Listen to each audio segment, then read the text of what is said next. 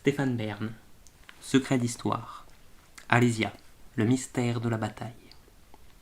Si l'on en croit l'histoire officielle et le cœur unanime des universitaires, l'épisode fondateur de l'histoire de France, que fut le siège et la bataille d'Alésia en 52 avant Jésus-Christ, lorsque les légions romaines de Jules César ont écrasé la fière armée du héros gaulois Vercingétorix, aurait eu pour cadre l'oppidum bourguignon du mont Auxois, au-dessus d'Alys-Sainte-Reine, en Côte d'Or.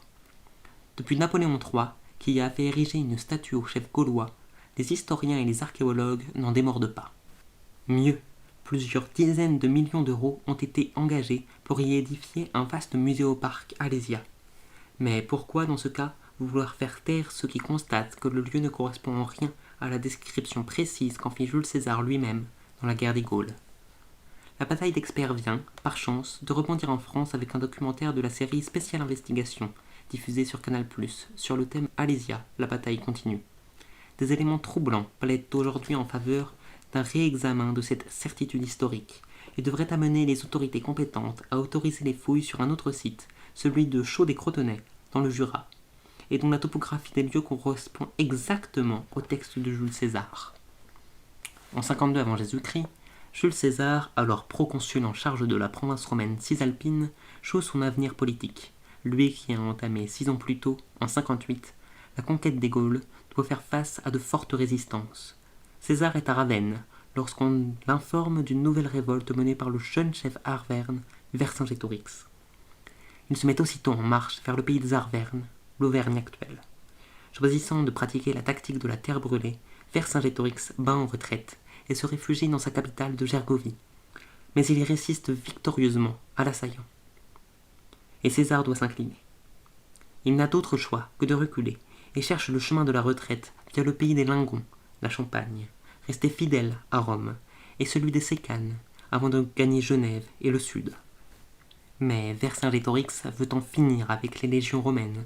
Une bataille décisive va finalement s'engager autour du nouveau quartier général où Vercingétorix s'est replié, Alésia, ville des Monts du Bien, dont on sait peu de choses, sinon qu'elle fut un foyer religieux. Pour ce qui est de la bataille et du lieu où elle se déroula, il faut se reporter à la seule source fiable, celle constituée par Jules César lui-même dans ses commentaires sur la guerre des Gaules. La ville proprement dite était au sommet d'une colline, à une grande altitude, en sorte qu'on voyait bien qu'il était impossible de la prendre autrement que par un siège en règle.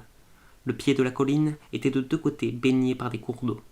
En avant de la ville, une plaine s'étendait sur une longueur d'environ 3000 pas.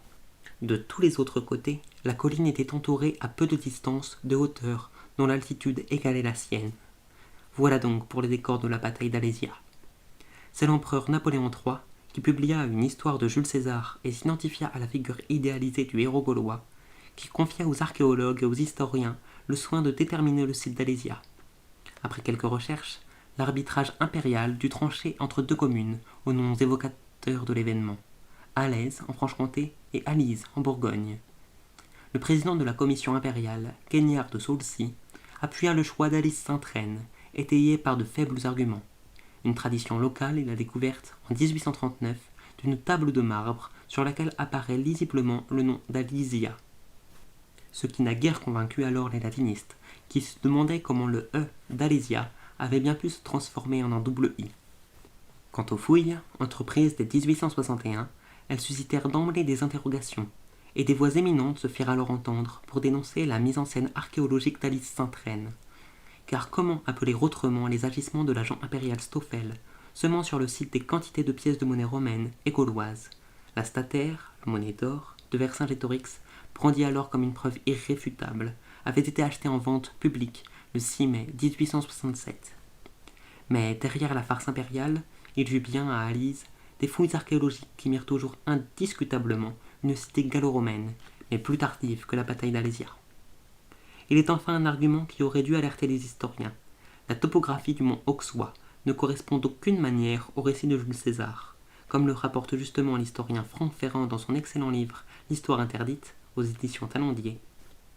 Au mont Auxois, la superficie du plateau est de 97 hectares, pour un périmètre d'environ 4500 mètres. Or, ce n'est pas moins de 80 000 fantassins et 12 à 15 000 cavaliers, avec leurs montures, que Vercingétorix est censé avoir logé dans ce petit espace. soit au bas mot 1800 hommes à l'hectare.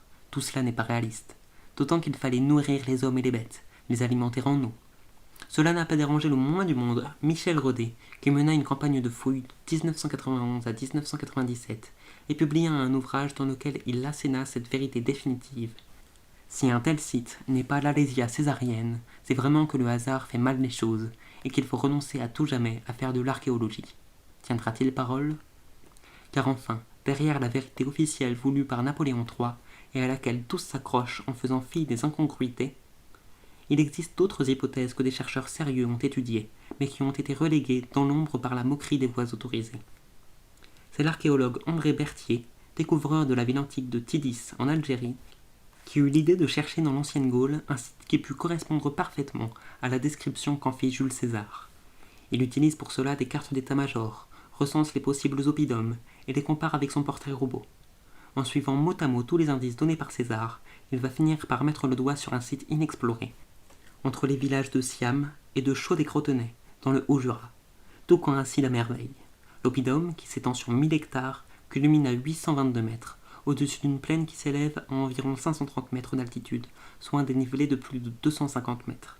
Des falaises quasi verticales d'une centaine de mètres rendent impossible une attaque frontale.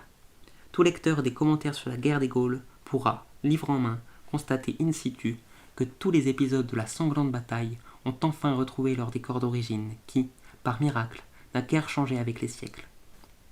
Une suggestion, peut-être, en direction du ministère de la Culture.